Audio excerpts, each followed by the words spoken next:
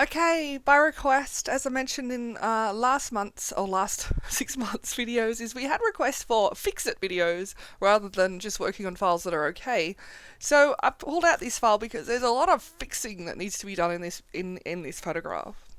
The reason being is that this was shot when the sun was on their face directly. There was a cloud before, but the sun peeked out from behind the cloud and just made this photo go, ah, really not very nice. So I love the frame, and this is a favorite shoot of mine, and it's from years ago. And I've edited one of this sweet little girl before in the hat, a close up a couple of years ago for the videos. But this is with her sister. So I'm going to edit it, and we'll see where we can go with it.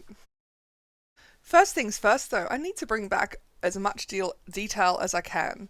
I mean, we've just got so much harshness in here. Look at this, it's very harsh all the way through here. So what I'm going to do is lower that exposure right down, and I already prefer it. I'm just looking at that going, I much prefer that already. So also the oranges, I'm going to reduce those down a little bit, but I might raise the luminance a bit. So we're going to kind of have fun with this photograph and do some stuff that I haven't really done before with you as well. So let's go down to the blues and see what we can do with those blues. Now, keeping in mind that this is aqua, it's only going to take the top part of the sky. If we go to the blues, I don't particularly want to make those more blue. In fact, I kind of want to make them darker and more desaturated. So let's see. So I'm doing a big mix of both, where I'm really bringing that down. And I actually am liking this sky too and what it's doing here. Okay, so basically we've brought back so much detail in that photograph already. I so much prefer it. But let's have a look to see what it's done to the file. It's made it slightly out of focus by doing that. I mean, it's not so good for the file. I'm going to bring that back up again slightly because I don't really I prefer it to be in pretty good detail, in pretty good shape, I should say. Alright. Let's just see if I can lower this down. What happens? So I've got the tonal curves, and I'm digging what it's doing here to her arm. Really liking that contrast that's coming out, but I'm not liking what it's doing. It's the face. Okay. Alright. Okay, so I mean, seriously, all I need to do here is bring up those whites, I think, and I'd kind of be happy with that. That's too much. But, so maybe it's not the whites, but I like what that has done to the shirt, not to the background so much. So let's see, bringing up the highlights just does the background. So we could bring down those highlights to put that detail back in the background. And I think what we're going to have to do is take it into Photoshop to bring those highlights back up. So keeping that in mind, I don't really want to do too much with the brush, but I might just lighten up their faces a little and their arm and put some detail back in this part of the boat. Let's just see what we can do with their faces too. So their faces comparatively to the arm, orange. So maybe some blue, maybe some magenta here. Okay, some magenta. Alright. And now another brush, and I might just bring in some contrast here along this boat and the plane in which they're sitting. There we go, so it was the opposite of. Okay, just wanted to be able to see it more. Okay. Now, if I bring in a vignette, let's have a look on what that does. Liking that a lot more. So that's the feather. Alright, the only thing that I'm really not liking is their skin tones at this stage. But keeping in mind that I'm not going for picture perfect skin tones here, I'm really trying to go for a feel within the image. I'm not trying to go for out of camera kind of gorgeous, silky, smooth skin portrait work. I'm just trying to get a feel. Just add a little bit here to this boat. Okay. Now again, I'm really not digging what's happening to their skin tones here. It might be a case of having to take that into Photoshop. Okay. So over here, I wish there was a little bit of a glow to match the other side, so I might even just kind of gently put that in without making it too obvious, just very slightly. And lighten up that plane in which they're on again too. Alright, so now I'm going to take that into Photoshop. So here we are in Photoshop, and I'm already really actually digging this photograph, and I wish I'd edited it all those years ago like this. It's funny going back and seeing things with a fresh eye.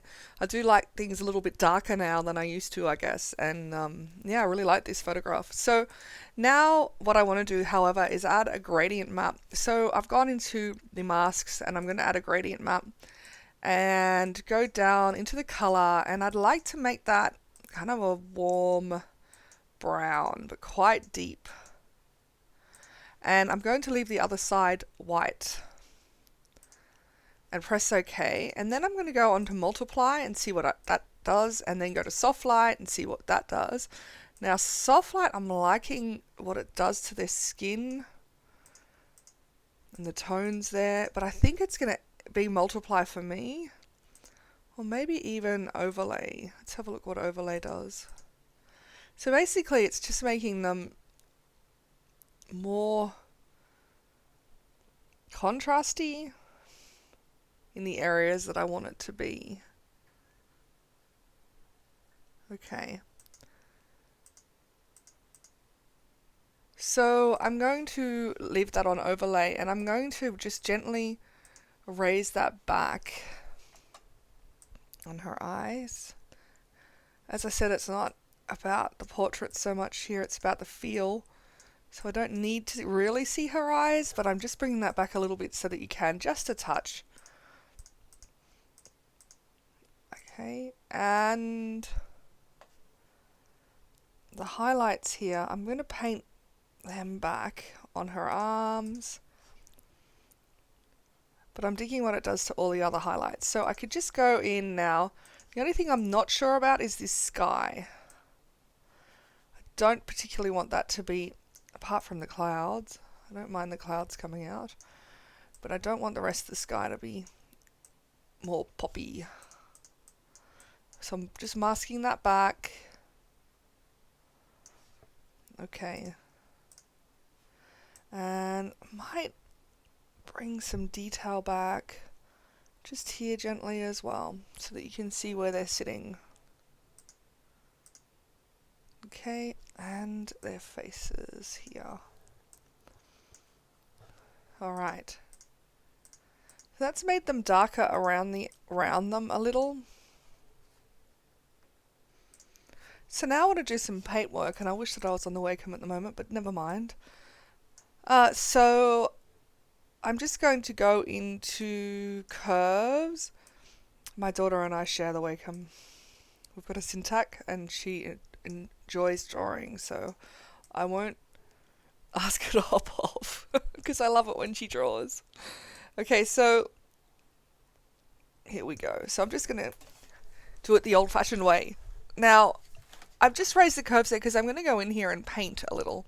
So I'm going to go Control I, and with a white brush, I'm going to just go in and do a little bit of paint work on areas. Now, bear with me because I don't particularly want to keep it like this. It's just the start of where I'm going. Okay.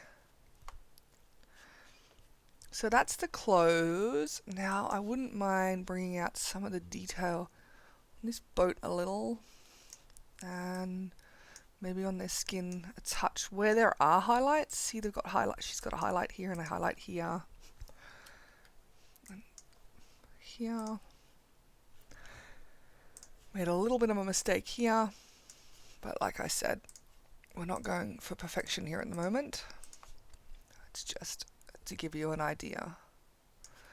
All right. So there we go. So now I've made them pop out more, a lot more actually, and I'm just going to reduce that down a little. There we go. So I'm going to fit on screen so you can see that.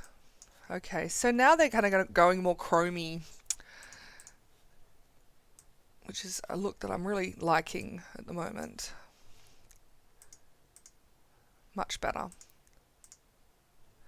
And I'm just going to reduce that overlay down a little more.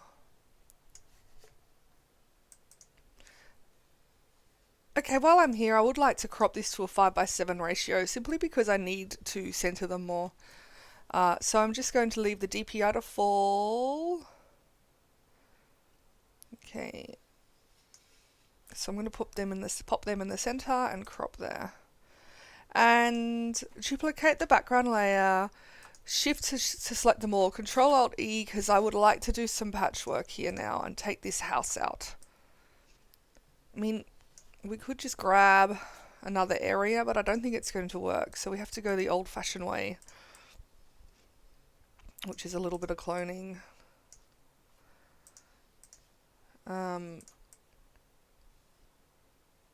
Okay. And now I'm just going to grab the lasso tool and grab this area here. Edit, copy, edit, paste. Now I need to match it so that it's hitting some of the flowers, the leaves there. They're not flowers or leaves, are they? Grass. That is what I meant. and then, okay, so I've darkened that, and now I'm going to add a color balance. All right. So now I just have to kind of erase that off to taste. You probably should use a mask, but I don't think that necessarily looks like I've done that if you hadn't known that I'd done that. We'll just leave it like that. There's a little bit more fiddling that I could do, but it gets rid of it. Okay, so now I'm looking at thinking, I wish I'd fiddled for more.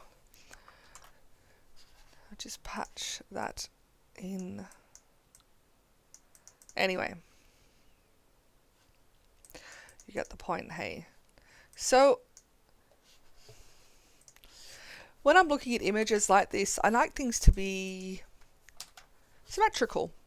So over on this side it is lighter than this side. So now I'm just going to darken that side up. I'm completely playing.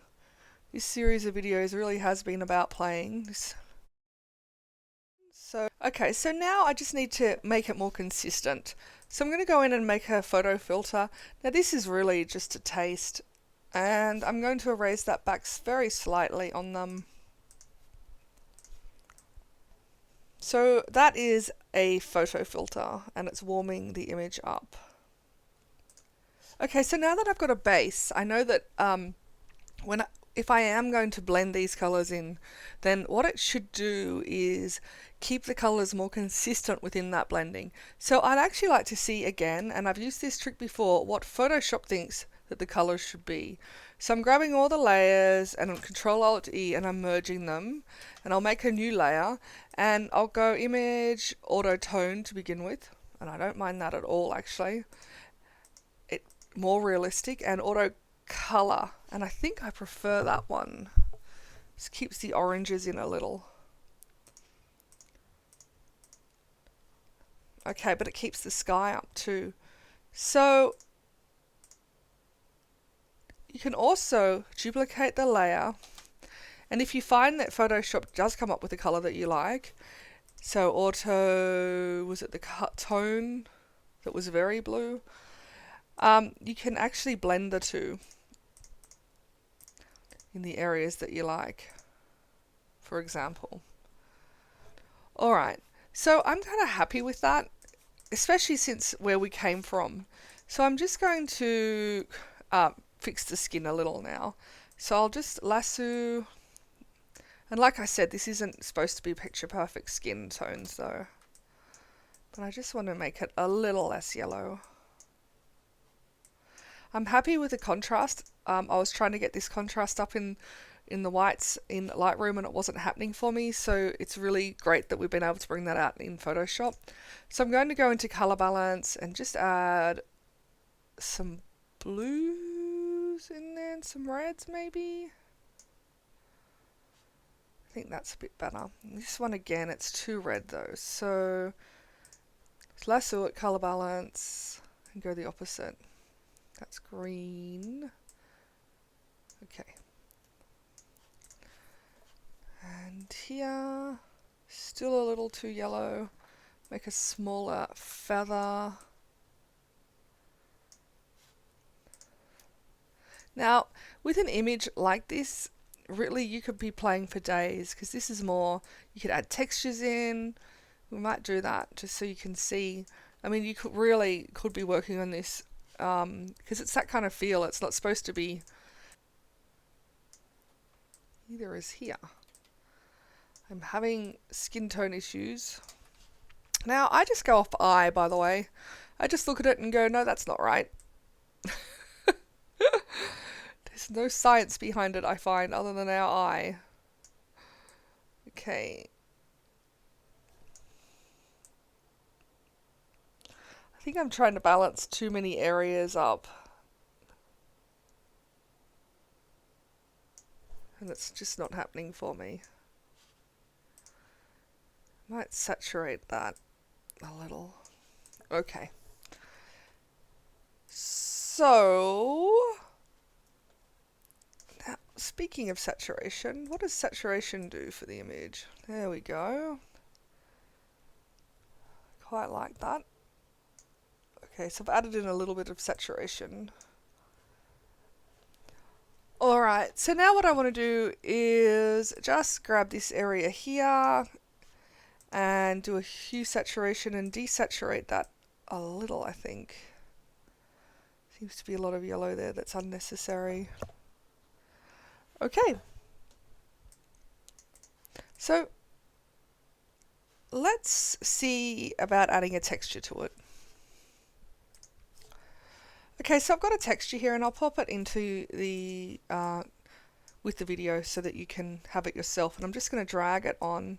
Now, you know, like this is just a very, very old texture of mine that I think it's concrete, and I've just colored it blue.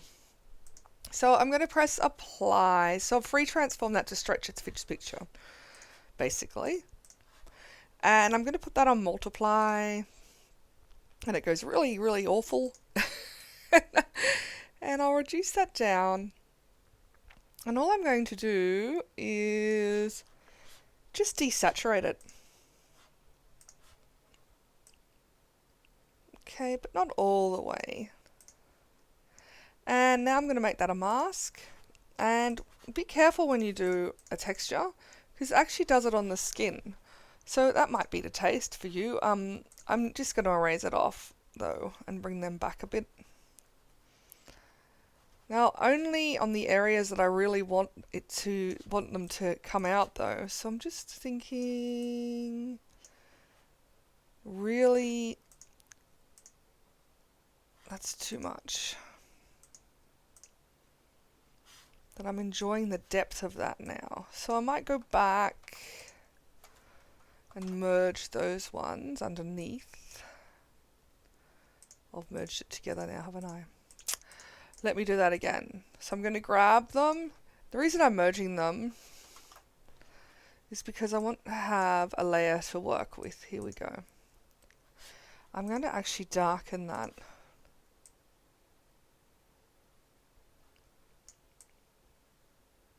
Under here.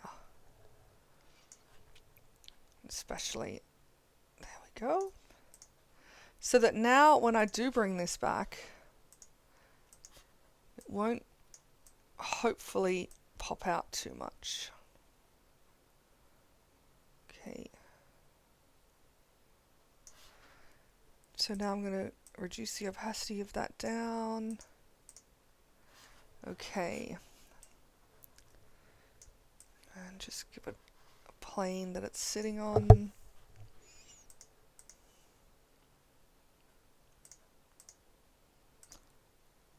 Okay.